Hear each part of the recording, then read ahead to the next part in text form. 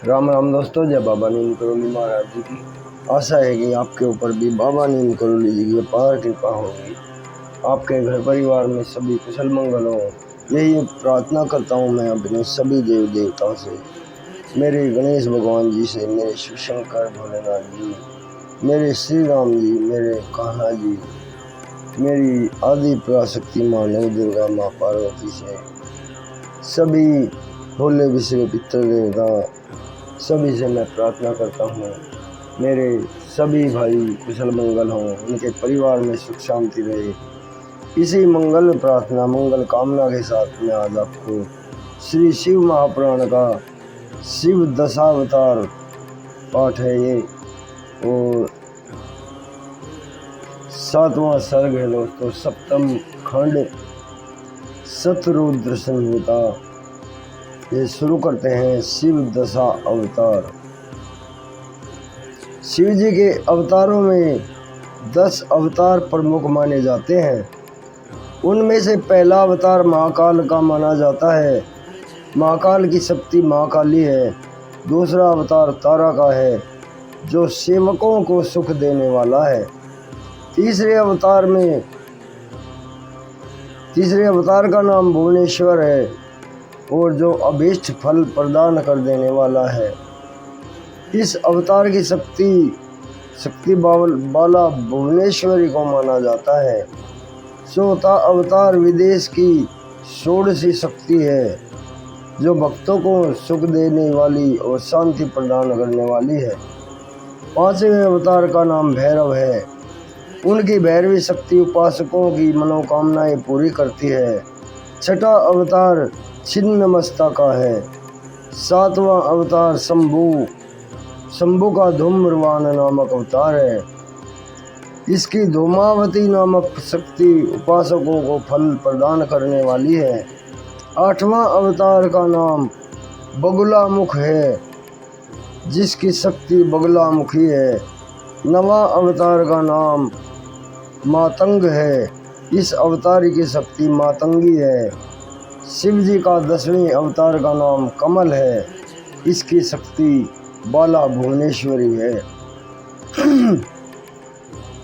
दोस्तों, ये 10 अवतार हो, शिव के 10 अवतार पूर्ण हो चुके हैं। और इसके बाद में अगला पाठ है जिसमें अध्याय एकादश रुद्रों की उत्पत्ति। 11 रुद्रों की उत्पत्ति। पुराने समय की बात है, जब इंद्र अमरावती को छोड़कर भाग गए तो शिव भक्त उनके पिता श्री कश्यप जी को महान दुख हुआ।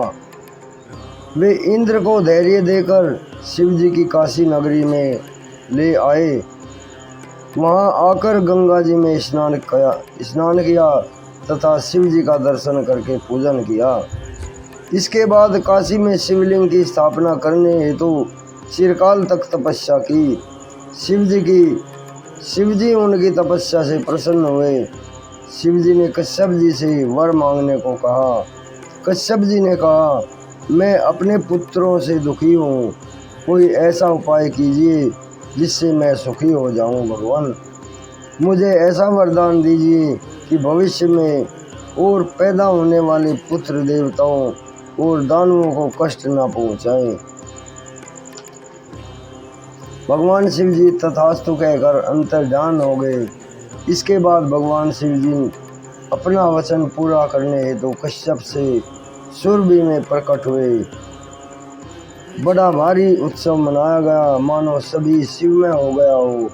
उसी समय शिव जी के निम्न अवतार हुए: कपाली, पिंगल, भीम, विरूपाक्ष, विलोहित, शास्ता, अज्ञपाद, अपिर्बुद्ध, शंभु, चंड तथा भाव। उपरोक्त सभी साक्षात रुद्र के रूप तथा सुख के सागर हैं।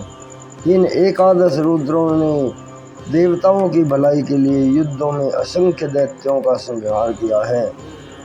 तो दोस्तों, अब इसका अगला शतरुद्र संहिता 7वें खंड का अगला अध्याय है दुर्वासा चरित्र। महर्षि अत्रि जी ने अपनी पत्नी अनुसुईया के साथ ब्रह्मा जी के कहने पर पुत्र प्राप्ति के लिए शिव जी की आराधना की। दोनों पति पत्नी ने ऋक्ष पर्वत पर विंध्याचल के पास नदी के तट पर बैठकर घोर तपस्या करने लगे। उनके शरीर से तीक्ष्ण अग्नि की ज्वाला प्रकट हुई। इस ज्वाला से तीनों लोग भस्म होने लगे। सब ऋषि मुनि इंद्र देवता मिलकर ब्रह्मा जी के पास गए, उनसे अपना दुख निवेदन किया। ब्रह्मा जी सबके भगवान शंकर के पास ले गए। सबने भगवान शंकर की स्तुति की। इसके बाद उनसे अग्नि के तेज का वर्णन करके उससे उत्पन्न दुखों का वर्णन किया। त्रिदेव ब्रह्मा विष्णु महेश तीनों बैठकर विचार विमर्श करने लगे। इसके बाद त्रिदेव अत्रि ऋषि को वर देने के लिए उनके पास गए। अत्रि ऋषि ने त्रिदेवों को पहचान कर उनकी स्तुति की। त्रिदेवों ने अपनी अभिन्नता प्रकट कर अपने अंश से पुत्र होने का वर दिया। इस कारण अत्रि मुनि को अनुसैया से 3 पुत्र प्राप्त हुए। ब्रह्मा के अंश से चंद्रमा, विष्णु के अंश से दुर्वासा हुए। दुर्वासा जी ने अनेक चरित्र निर्वाह किए हैं। राजा अम्बरीश ने उनकी परीक्षा लेनी चाहिए थी।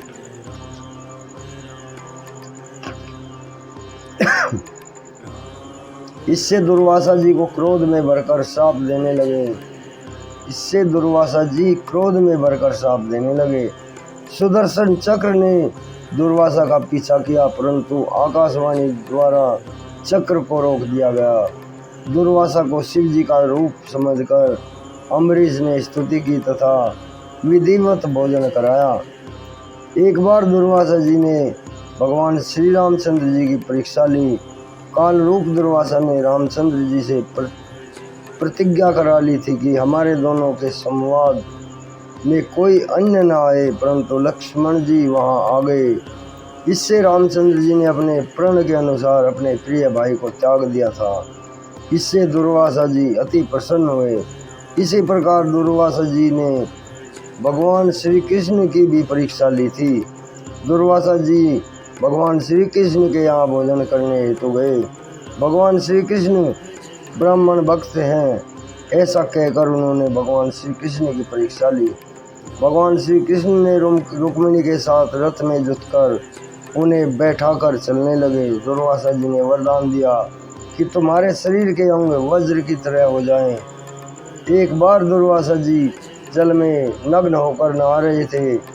द्रौपदी ने अपनी साड़ी को फाड़कर उन्हें शरीर ढकने को दी। वह साड़ी का टुकड़ा जल में बहता हुआ दुर्वासा जी के पास पहुंच गया। उस वस्त्र से दुर्वासा जी ने अपने गुप्तांग ढक लिए तथा द्रौपदी को साड़ी के बढ़ाने का वरदान दिया। इस वरदान से द्रौपदी ने पांडवों की लाज रखी थी। इस प्रकार उन्होंने अनेक चरित्र किए हैं। दोस्तों, अभी आज्ञा लेता हूँ। आज इतना ही। कल मैं आपको इनका शिव का हनुमान अवतार पाठ है ये सुनाऊंगा।